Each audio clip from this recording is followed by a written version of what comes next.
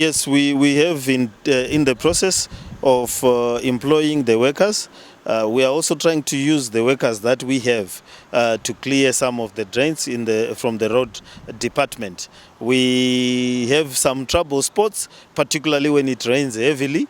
The Mbare flyover, which requires an engineering solution, and certain roads that become overwhelmed with the water situation because of other settlements that have been built in and around the roads, and also other settlements in the high density areas. It's a situation that we are watching closely.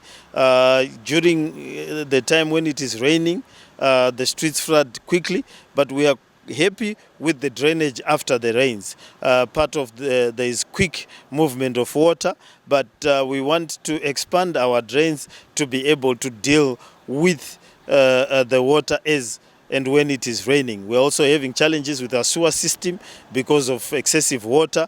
We are also looking into that so that we don't have contamination that will lead to diseases outbreak. We deal, as a city, we deal with the software. I've maintained that there is no city that has been built by the city itself.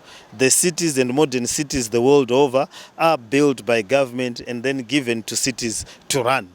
What we require is that the massive upgrade of infrastructure that is required for Harare can only happen through government intervention. So if we are going to build flyovers, express highways, expand the sewer works, expand the drainage, renew the road networks, that can only be done through a massive undertaking backed by government guarantees. Without that, we are simply scratching on the surface. It's about complementarity. What we are there for as a city is to deal with the day-to-day running of the city, moving of trash, and any other issues that relate to the city. But when it comes to huge infrastructural project, you would agree with me that the railway in Kenya and the flyover was built by the government. You'll agree with me that the expressways that were built in Johannesburg were built by the government in preparation of the World Cup in 2010.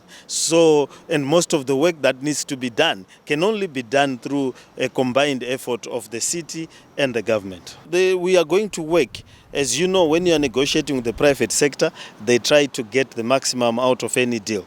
When we are negotiating on behalf of the citizens, we try our level best to protect the citizens. That if we get a service, we are not being shortchanged or we are not being overcharged. But it's a symbiotic process. We should not fear to do the processes for fear of being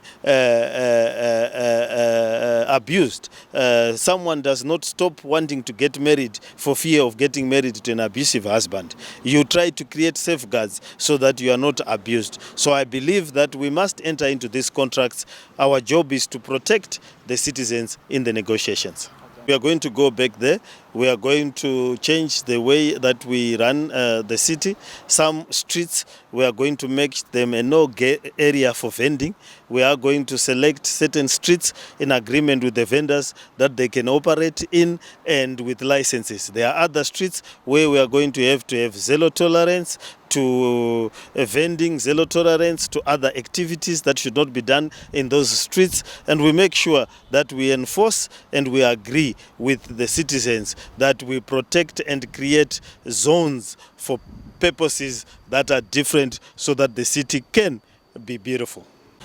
The Mbaro flyover, we are going to deal with it from an engineering perspective.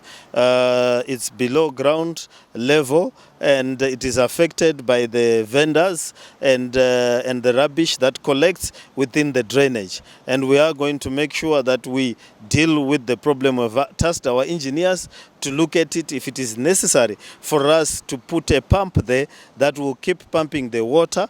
We will have to adopt that solution. I believe that there should be an engineering solution to that particular problem, and also will urge our people not to dump and store their wares in the drainage, and also not to dump their rubbish in the drainage.